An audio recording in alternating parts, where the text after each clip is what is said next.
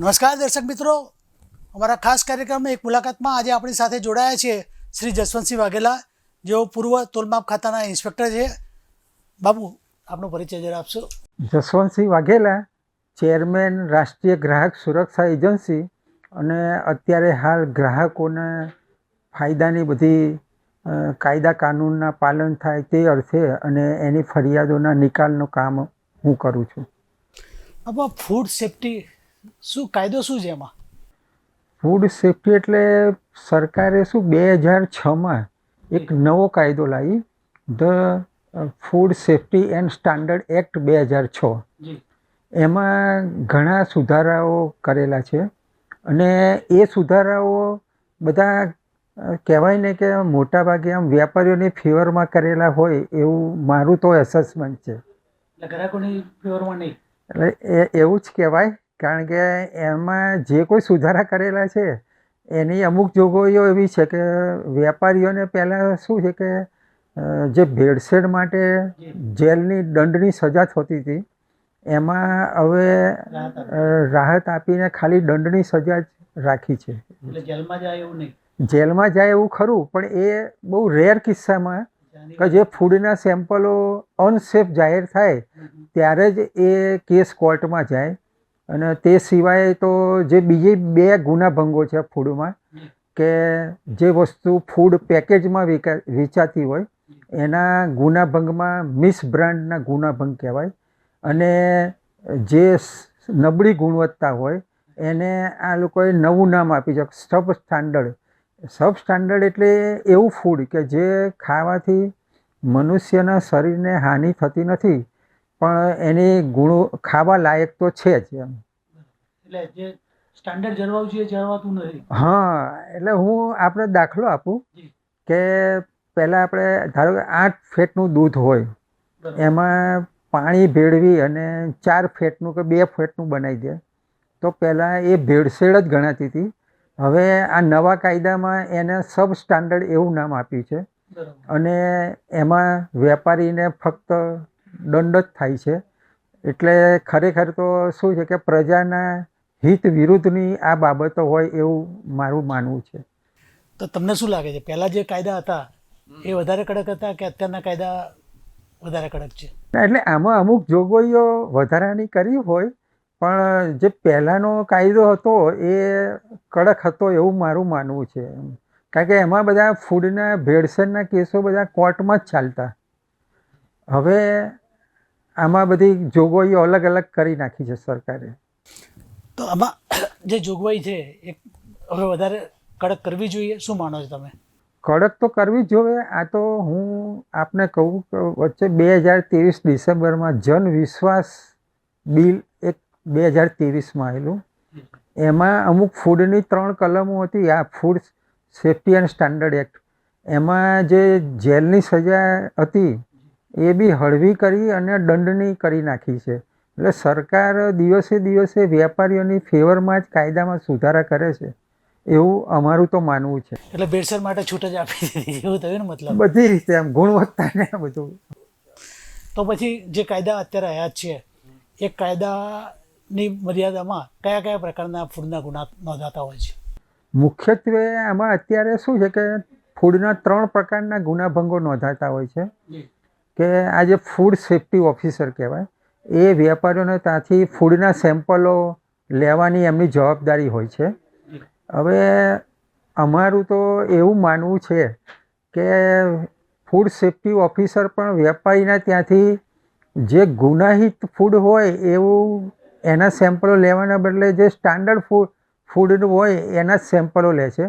એટલે એ મોટા ભાગે સરકારી લેબોરેટરીમાં કે એમાં પાસ જ થતા હોય છે. એટલે વેપારી ઉપર મોટાભાગે એમાં કોઈ કેસ જેલની સજાના કરાતા નથી. બીજું, ફૂડના કાયદામાં આપે જે કહ્યું એ પ્રમાણે મુખ્યત્વે 3 પ્રકારના કેસો હોય કે જે ફૂડ પેકેજમાં વેચાય એમાં એની ઉપર પેકેજ ફૂડ ઉપર એના ઉત્પાદક કે પેકરનું નામ અને સરનામું, પછી એનું નેટ વેટ છે, એનું ફૂડનું નામ, પછી એનો બેચ નંબર, MRP, પછી customer care number, email address, પછી ફૂડ સેફ્ટી લાઇસન્સ નંબર જે તે ઉત્પાદકનો કે એ હોય એ દર્શાવવો પણ ફરજિયાત છે. ન્યુટ્રિશનની વિગતો અને એ બધી વિગતો પણ દરેક ફૂડના પેકેજ ઉપર દર્શાવવી એ કાયદાથી કમ્પલસરી છે.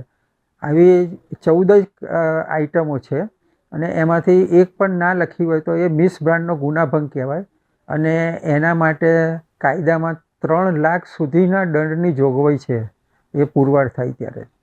આ ઇન્સ્પેક્ટરો જે છે એમને માર્કેટમાંથી અમુક સેમ્પલો ફરજિયાત લેવાના એવું હોય છે કે કોઈની ફરિયાદ થાય તો જ એ લોકો સેમ્પલ લેતા હોય છે? ના, એમની ફરજમાં તો આવે છે, લેવાના હોય છે, પણ મેં આપણે અગાઉ જણાવ્યું એમ એ લોકો શું છે કે વેપારીઓ જોડે થોડુંક મેળાપીપણાનું હોય એવું લાગે છે. કારણ કે ગુજરાતમાં મોટાભાગે એડલ્ટ્રેશન એટલે ભેળસેળવાળું ફૂડની પ્રજામાંથી એ બહુ ફરિયાદો આવે છે, પણ એ સરકારી લેવલે બહુ પકડાતી નથી. હવે એનું કારણ કે આ લોકો જે સેમ્પલિંગ લે છે એ અનસેફ ફૂડ કહેવાય ને, કે જે અનસેફ ફૂડ એટલે એવું ફૂડ એમાં કાયદામાં વ્યાખ્યા છે કે જેનાથી મનુષ્યના શરીરને હાનિ થાય અને એ બહુ ગંભીર પ્રકારનો ગુનો છે. જો કે મારું એવું માનવું છે કે આ પુરવાર કરવું કે એ જ ફૂડ ખાવાથી આ થયું છે એ પ્રજા માટે કે ગ્રાહકો માટે બી બહુ મુશ્કેલ છે. એટલે વેપારીઓ માટે આ છટકબારી જેવું છે. અને બીજું એક આપણે મેં અગાઉ જણાવ્યું તેમ ફૂડના ગુનામાં એક સબ સ્ટાન્ડર્ડ એટલે નબળી ગુણવત્તા. નબળી ગુણવત્તાનું ફૂડ એટલે એવું કે જે ખાવાથી મનુષ્યના શરીરને કોઈ નુકસાન ના થાય પણ ખાવા લાયક તો છે, પણ એની ક્વોલિટી જે આપણે ગ્રાહકે કે પ્રજાએ કિંમત ખર્ચી હોય એના પ્રમાણમાં એ મુજબ ના હોય તો એને સબ સ્ટાન્ડર્ડ કહેવાય છે. અને એમાં પણ કાયદા મુજબ 5 લાખ સુધીનો જ દંડ છે. આપણે ત્યાં વોટ્સએપમાં એક મેસેજ હમણાં ફરતો થયો હતો કે આપણે ત્યાં પગમાં પહેરવાના જૂતા છે એ એર કન્ડિશન દુકાનમાં વેચાય છે અને કાપેલા ફ્રૂટ્સ કે બીજા ખાદ્ય પદાર્થો જે ખુલ્લી લારીમાં સાવ ખુલ્લા વાતાવરણમાં વેચાતા હોય છે જેમાં ખાવાથી ઇન્ફેક્શન ન થઈ શકે એવી રીતે. તો ખરેખર આપણે ત્યાં હડતા ફરતા આવા ફૂડની જે ક્વોલિટી ચેક થતી હોય છે ખરી? એવી કોઈ લેબોરેટરી ખરી કે જે સ્તર ઉપર ચેક કરે? આપણે સારો પ્રશ્ન કર્યો છે કે આ જે છે એ ફેરિયાઓ માટે અને જેમનું ધંધાનું સ્થળ એક ચોક્કસ નથી એના માટે સરકારે શું છે કે ફૂડના કાયદામાં એક રજિસ્ટ્રેશનની જોગવાઈ કરેલી છે કે એમણે ફૂડનું રજિસ્ટ્રેશન કરાવવું એ તો દરેકે ફરજિયાત છે. ઇવન આપણે કહું કે જે ચાની કીટલી હોય કે ગમે તે ફેરિયો હોય એણે પણ ફૂડનું રજિસ્ટ્રેશન લેવું કરાવવું એ કાયદાથી ફરજિયાત છે. અને આ રજિસ્ટ્રેશન એણે પોતાની પાસે ધંધાના સમય દરમિયાન રાખવાનું હોય અને ગ્રાહકને દેખાય એમ પ્રદર્શિત કરવાનું હોય. પણ મોટાભાગે તો અમારો અનુભવ એવો છે કે હાલ અમદાવાદમાં કે કોઈ જગ્યાએ કોઈ પણ ફેરિયાઓ એમનું રજિસ્ટ્રેશન કોઈ દિવસ ફૂડનું રજિસ્ટ્રેશન કોઈને દેખાય ગ્રાહકને એ રીતે રાખતા નથી. સરકારી જે ઓફિસો છે તોલમાપ ખાતાની અને ખાદ્ય સેફ્ટી માટેની એ બધી 6 વાગ્યા પછી બંધ થઈ જતી હોય, બીજા દિવસે 11 વાગે ખુલે, 12 વાગે સ્ટાફ આવે. તો એ દરમિયાન કારણ કે ફૂડની ફરિયાદ લોકો ખાવા માટે તો રાત્રે જ જતા હોય ખાસ, તો એ દરમિયાન ફરિયાદ કરી હોય તો ક્યાં કરવાની? એવું કોઈ તંત્રએ વ્યવસ્થા કરેલી જ ખરી? ના, એટલે આપને કહું કે આજ દિન સુધીમાં તો કરી નથી, પણ અમે માગણી કરેલી છે કે 24/7 અને આખું વર્ષ ધારો કે રજાના તહેવારોમાં અને રજાના દિવસોમાં સરકારી તંત્ર તો ફરજ ઉપર હોતું નથી અને આ જ દરમિયાનમાં આપણે ગ્રાહકો વધુ પ્રમાણમાં રેસ્ટોરન્ટમાં કે બીજી જતા હોય છે, પિકનિક સ્થળે જતા હોય છે, ત્યાં પણ ફૂડ આરોગતા હોય છે. પાણીની બોટલ પાણી એ પણ હવે ફૂડ જ કહેવાય છે. એટલે એ પણ સ્ટાન્ડર્ડ ક્વોલિટીનું મળે પ્રજાને એવી જોગવાઈ છે. પણ આપને દુઃખ સાથે કહેવું પડે છે કે જે ફૂડનું તંત્ર છે એ આ પેકેજ ડ્રિંકિંગ વોટર કહેવાય. તો એના માટે બહુ જૂજ પ્રમાણમાં સેમ્પલિંગ લેવાય છે અને કેસો થાય છે. અને મોટાભાગે કેસો કરાતા જ નથી. આપને તો ખબર જ હશે કે દુકાનોમાં કે ફેક્ટરી ઉપર 20 લીટરના પેલા પાણીની બોટલનો જાર હોય છે. હવે એ અમદાવાદમાં ને બધે ગુજરાતમાં કોઈ પણ લેબલિંગ વગરનું વેચાય છે. હવે એ ક્યારે પેક કર્યું હોય, એ ક્યાંથી કોણે પેક કર્યું, એની કિંમત કેટલી, એવું કોઈ પણ એનું નિર્દેશન ઉલ્લેખ નથી હોતો. એટલે આ તો શું છે કે બધું કાયદા ઓન પેપર હોય એવું લાગે છે. એટલે અરે પણ મારે અમે પત્રકાર તરીકે એક જગ્યાએ એવું બન્યું કે ભાઈ જે લોકોએ રજિસ્ટ્રેશન કરાયેલું હતું એના ત્યાં તંત્ર તપાસ કરે છે, એના ત્યાં રેડ બી પાડે, પણ જેને રજિસ્ટ્રેશન નથી કરાવ્યું તો કે આ અમારામાં આવતું જ નથી, એટલે ત્યાં રેડ બી ન કરે. એને એવું નહીં, રજિસ્ટ્રેશન તો ફૂડના દરેક ધંધાર્થીઓએ કરાવવું. રજિસ્ટ્રેશન પેલું શું કહેવાય કે ફેરિયાઓ માટે છે, અને લાઇસન્સ લેવું એ તો દરેક દુકાનવાળાઓ એને ઉત્પાદકોને એના માટે લાઇસન્સની જોગવાઈ છે. અને લાઇસન્સ માટે તો સરકારે પાછું 10 લાખ સુધીના દંડની જોગવાઈ કરી છે જો લાઇસન્સ ના હોય તો. આપણે ત્યાં અમદાવાદ શહેર, તો અમદાવાદ શહેરમાં ખરેખર કેટલા ફૂડ ઇન્સ્પેક્ટર છે, ફૂડ સેફ્ટી ઓફિસર, અને કેટલા હોવા જોઈએ? અમદાવાદમાં આપણે કહું કે અમદાવાદ શહેરમાં 48 વોર્ડ છે, આપણે ખ્યાલ જ હશે. પણ અત્યારે હાલ 16 જ ફૂડ સેફ્ટી ઓફિસર છે. એટલે આ બહુ ઓછી કહેવાય. અમે વારંવાર સરકારમાં અને મ્યુનિસિપલ કમિશનર રજૂઆત કરવાથી હમણાં 34 ફૂડ સેફ્ટી ઓફિસરની ભરતી માટે જાહેરાત આવી છે, અને ભરતી થશે. પણ હવે થાય ત્યારે ખરું, આ તો સરકારી તંત્ર છે. પણ અત્યાર સુધી તો અમદાવાદ જેવા મોટા શહેરમાં એક ફૂડ સેફ્ટી ઓફિસર જોડે 2-2, 3-3 વોર્ડની કામગીરી હોય, એટલે મોટા ભાગે એને ન્યાય અપાતો જ નથી, અને પૂરતું ચેકિંગ, ઇન્સ્પેક્શન કંઈ થતું જ નથી. ફૂડ રજિસ્ટ્રેશન લાઇસન્સ, તમે કીધું કે જે નવો કાયદો આવ્યો તો એ પ્રમાણે એમાં જે જોગવાઈ છે એમાં પ્રજાને હિતને લક્ષમાં રખાયું છે. એટલે એમાં એ જે ફૂડ લાઇસન્સ હોય છે એની એક કન્ડિશન હોય છે બધી, કે એને જે ફૂડ જ્યાં ઉત્પાદન થતું હોય કે રખાતું હોય રેસ્ટોરન્ટમાં, તો ત્યાં એને સ્વચ્છતાનું ખાસ પાલન કરવાનું હોય, કે એણે જે યુઝ ફૂડ હોય કે જે ડિસ્કાર્ડ કરેલું હોય એના માટે એણે ડસ્ટબિન રાખવાની હોય, એ પણ ઢાંકેલી રાખવાની હોય. ફ્લોર એકદમ ચોખ્ખા હોવા જોઈએ. તેલ પણ 25 TPC કરતાં ઓછું હોવું જોઈએ. એટલે એકના એક તેલમાં વારંવાર તળેલું વસ્તુ ના હોવી જોઈએ.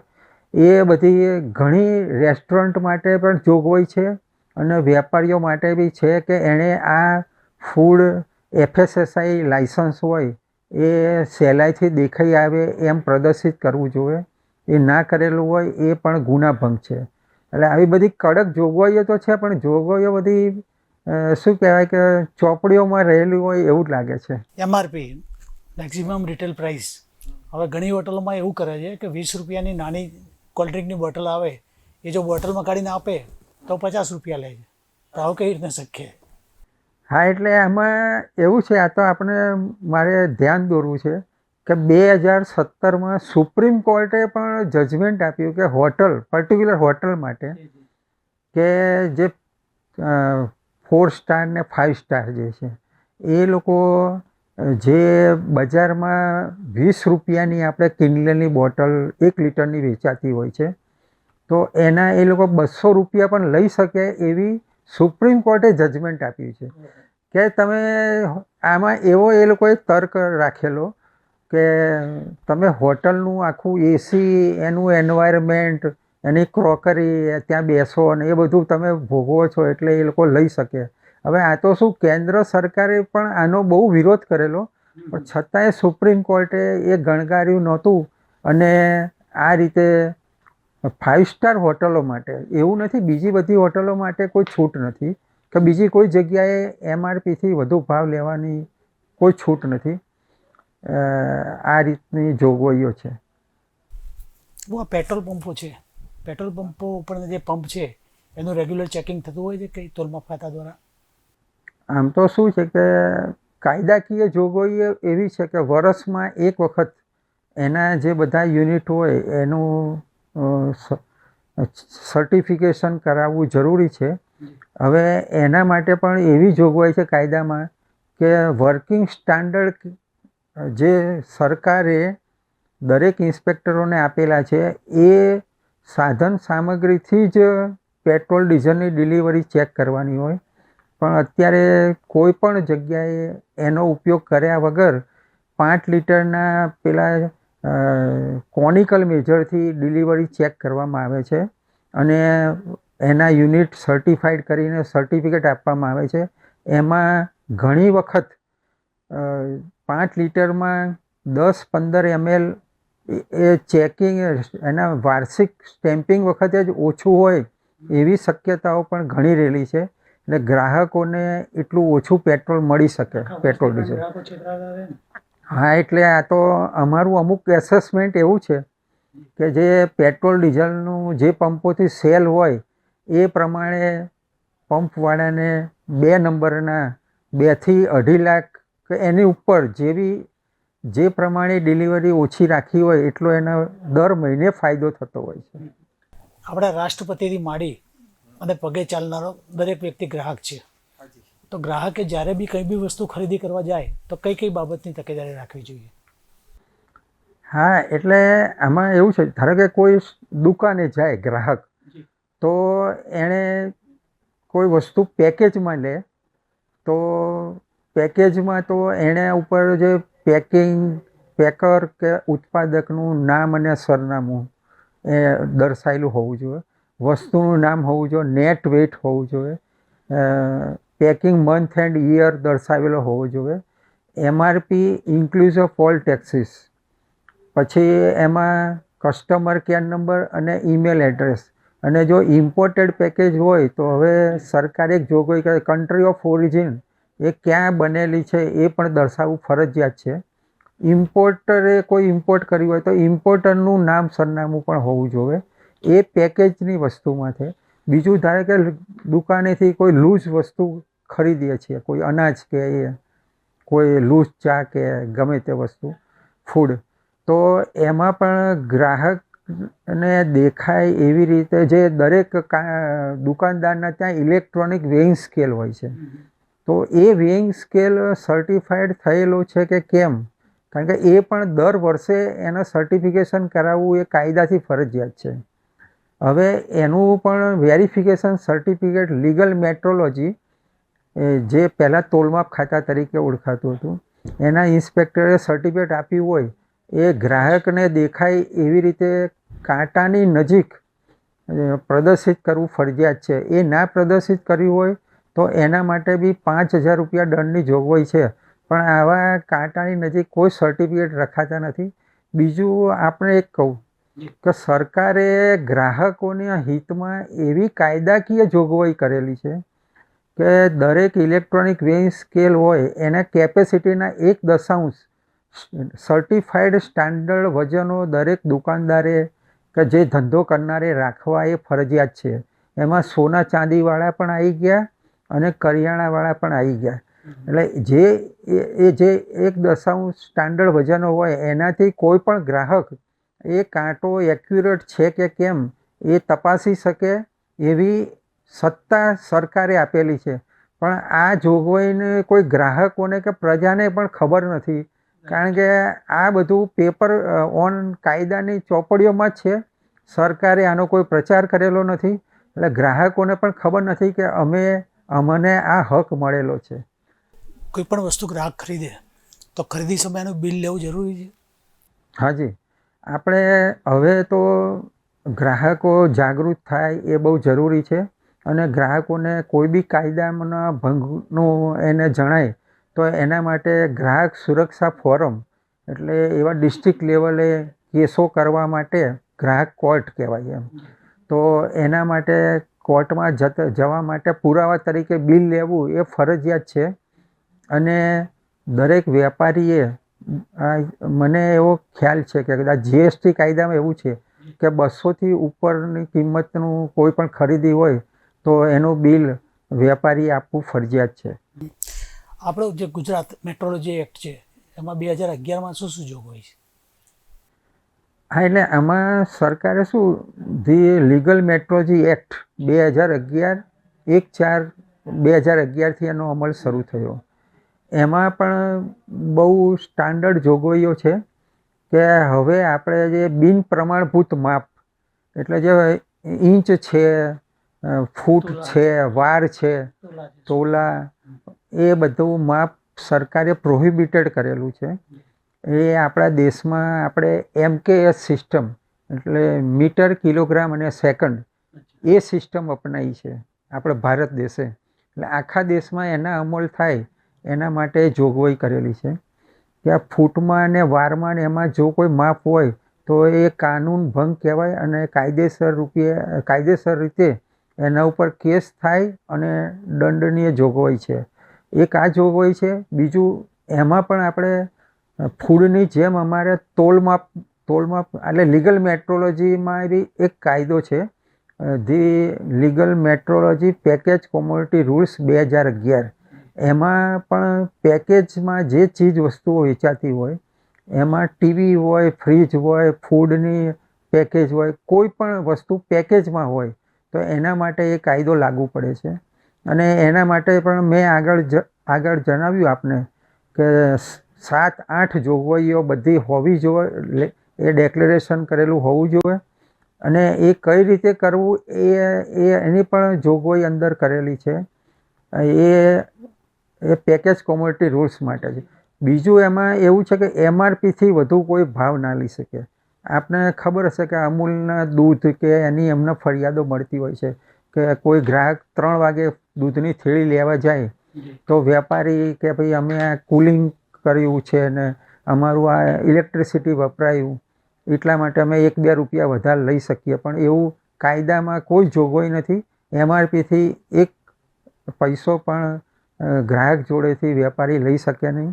બીજું એક વસ્તુ, પેકેજ કોમોડિટીનો જે ધંધો કરતા હોય એ વેપારીએ 1 ગ્રામ એક્યુરસીનો પ્રિન્ટિંગવાળો કાંટો રાખવો જરૂરી છે. અને એ પ્રિન્ટમાં MRP, નેટ વજન એ બધું પ્રિન્ટ થાય એવી જોગવાઈ સાથેનો કાંટો હોવો જોઈએ, એવી કાયદાકીય જોગવાઈ છે. બીજું આપણે એવું કહું કે ધારો કે આપણે LPG સિલિન્ડર છે એ પણ પેકિંગ જ કહેવાય. તો એની ડિલિવરી મેન ધારો કે કોઈ બી ગ્રાહકને ત્યાં બાટલો ડિલિવર કરવા જાય છે તો એણે એ કાંટા LPG સિલિન્ડરનું વજન કરી અને રાખવો એવી કાયદાકીય જોગવાઈ કરેલી છે. એટલે સરકારે તો બધી જોગવાઈઓ કરેલી છે પણ એનું અમલીકરણ કરનાર તંત્ર થોડું નબળું પડે છે. પહેલાં હોટલમાં જમવા જઈએ ને તો મેનુમાં વાનગી લખેલી હોય અને પૈસા લખેલા હોય. હવે સાઈડમાં વજન જોવા મળે છે કે શાક તો 200 ગ્રામ કે ફલાણું આટલા ગ્રામ એમ. એ કાયદાની જોગવાઈનો અમલ થયો જ ખરો હવે? ના, એટલે એનો અમલ હું અમદાવાદમાં હતો છેલ્લે ત્યારે મેં ઘણા કેસો કરેલા હોટલો ઉપર ને મેનુ ઉપર કે તમે ક્વોન્ટિટી નથી દર્શાવતા. એ આપણે the Gujarat legal metrology enforcement rules 2011માં એવી જોગવાઈ છે કે જે વસ્તુ લિક્વિડમાં વેચાય એ mlમાં હોવી જોઈએ. જે સોલિડ કે સેમી સોલિડ હોય એટલે ઘન કે અર્ધઘન તો એ બાય વેઇટ એટલે વજનથી જ વેચાવી જોઈએ. એટલે કોઈ પણ આપણે કહ્યું એમ કે રેસ્ટોરન્ટમાં જે શાક કે એ હોય છે આપણે વેજીટેબલ આપણે જે મગાવીએ એ સેમી સોલિડ કે એવું કહેવાય તો એનું બાય વેઇટ જ હોવું જોઈએ. તો મેં ઘણા કેસો કર્યા, એનો પ્રેસમાં પણ આવેલું અને એનો અમલ ધીરે ધીરે અમદાવાદમાં તો થયેલો છે પણ સમગ્ર ગુજરાતમાં થયો હોય એવું મને લાગતું નથી. કારણ કે ઘણા પિકનિક પ્લેસો ઉપર ને બધે ઘણી જગ્યાએ હજી હું આપણે ગઈકાલનો જ અનુભવ કહું કે માણેક ચોક રાત્રિ બજારમાં હું ગયેલો એક મિત્ર જોડે. તો એમાં હજી પણ ત્યાં જે બધા આવે છે જમવા રાત્રે તો એમના જે મેનુ કાર્ડમાં કોઈ ક્વોન્ટિટી લખેલી હોતી જ નથી સ્ટીલ ટુડે એમ. આ બાબતે બી મેં આ તોલમાપ ખાતામાં અને એમાં પણ ઘણી ફરિયાદો કરેલી છે પણ એ તંત્ર શું છે કે પોતાના આ કામગીરી ઇન્સ્પેક્શનની કરતું જ નથી. તો આ હતા જસવંતસિંહ વાઘેલા. બાપુ, ફરી મળીશું એક મુલાકાતમાં નવી સક્સેસ હશે. ત્યાં સુધી રજા આપશો. નમસ્કાર.